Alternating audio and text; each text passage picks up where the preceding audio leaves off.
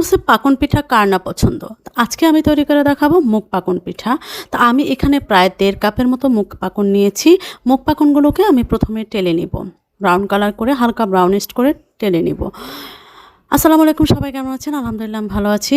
তো শুরু করছি আমার রেসিপি। আমি ডালগুলোকে আমি ধুয়ে নিয়েছি।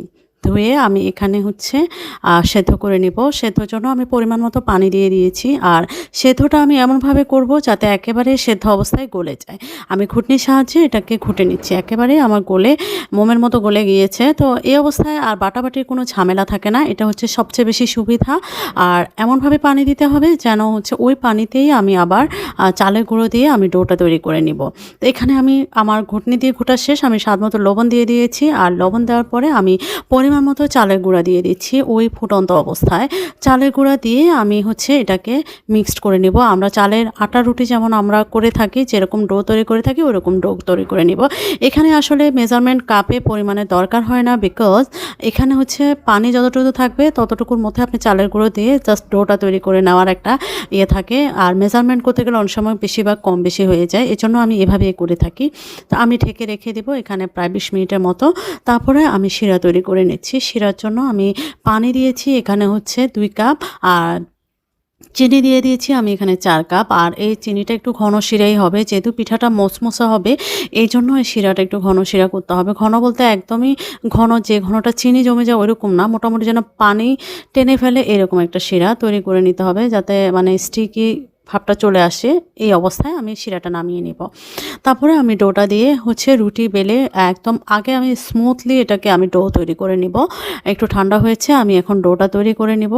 ডোটা তৈরি করে নেওয়ার পর আমি একটু 1/2 ইঞ্চি মোটা রেখে আমি এটাকে হচ্ছে মুগ পাকন পিঠা করব। আর আরেকটা কথা হচ্ছে যে পিঠার ডিজাইনটা আপনারা যেমনই করেন না কেন, এখানে ডালটা একটু পরিমাণে বেশি দেওয়ার চেষ্টা করবেন, তাহলে হচ্ছে মুসমুসে ভাবটা সহজে যাবে না। এটা হচ্ছে কথা। আপনারা অনেক দিন রেখে খেতে পারবেন, বিষয়টা এরকম। আর এই যে দেখেন আমার ডোটা কিন্তু রেডি হয়ে গেছে। তো আমার ৪টা ডো হয়েছে, এর মধ্যে আমি একটা একটা করে হচ্ছে 1/2 ইঞ্চি করে বেলে নিব।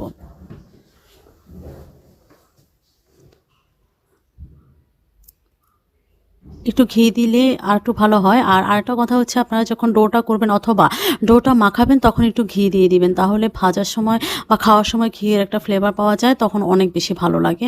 তো আমার চারপাশ থেকে একটু ফেটে যাচ্ছিল, কোনো অসুবিধা নেই। আমি যখন এটা লেচির মতো কেটে নেব তখন আর এটা ফাটবে না।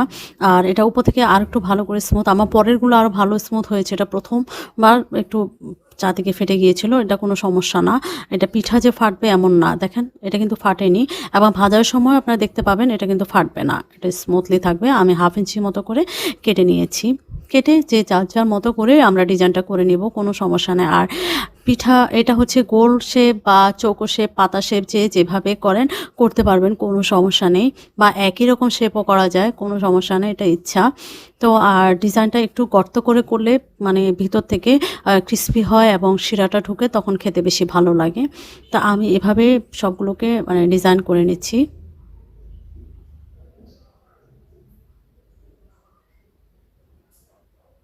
আর এই ডিজাইনটা যারা প্রফেশনালি করে তারা হয়তো অনেক বেশি ভালো পারে, এটা সত্যি কথা। আর আমরা যারা হচ্ছে মানে রান্না করি বা পারি, তারা পিঠার যে অভিজ্ঞ সেটা তো সব কিছু থাকবে না, বা ডিজাইনটা একটা ফ্যাক্ট, ওটা তো আর সবার থাকে না। তো আমরা যতটুকু পেরেছি ডিজাইন করেছি এর মধ্যে, কিন্তু পিঠার যে ডোটা ওটা তো আমরা পারফেক্টলি পারি। আর হচ্ছে ডিজাইনটা যে যার যার মতো করতে পারে, এটা কোনো ব্যাপার না।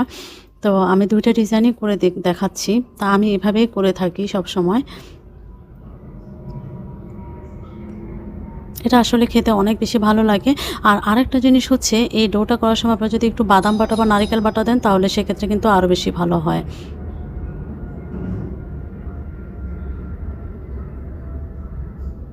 দেখেন আমার প্রত্যেকটা ডিজাইন হয়ে গেছে। এরপরে আমার ভাজার পালা। ভেজে আমি ডিপ করে ভেজে তারপর শিরায় দিয়ে দিব।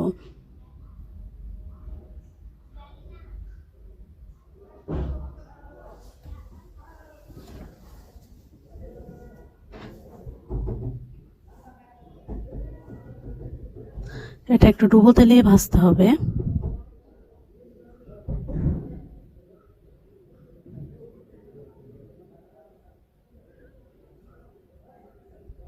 এক পিঠ ভাজা হলে মোটামুটি আমি আরেক পিঠ উল্টে দিব। উল্টে পিল্টে করে বারবার করে একদম ডিপ করে ভেজে নিতে হবে। ডিপ বলতে একেবারে পোড়া পোড়া না, মোটামুটি। আর এই সময় চুলার আঁচটা সবসময় মানে মাঝারি থেকে একটু লোয়ে রেখে ভাজবেন, আর নামার সময় একটু হাই করে তুলে নেবেন উঠানোর সময়। এটা হচ্ছে মেন ইয়ে। তারপরে আমি হচ্ছে শিরাটার মধ্যে এরকম একটা কালার এক্স্যাক্টলি বোঝা না গেলেও কালারটা আমি অনেকক্ষণ সময় নিয়ে ভাজছি দেখে এরকম হয়েছে। অনেক সুন্দর কালার হয় এরকম করে ধৈর্য ধরে ভাজতে পারলে। আমি এখন শিরায় দিয়ে দিব। দিয়ে হচ্ছে এটাকে আমি জাস্ট উঠিয়ে সার্ভ করব। যখন একটু ঠান্ডা হবে তখন খেতে ভালো লাগে, আবার গরম গরম খেতেও ভালো লাগে।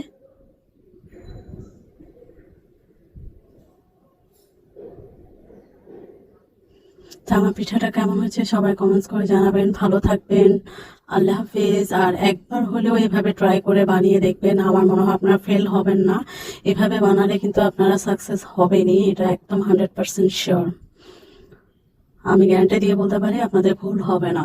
আর যারা কর্মজীবী তারাও এভাবে বানাতে পারবেন সহজে।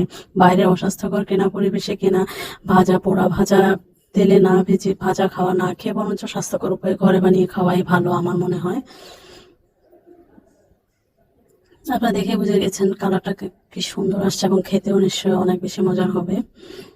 তো সবাই ভালো থাকবেন, এখানেই শেষ।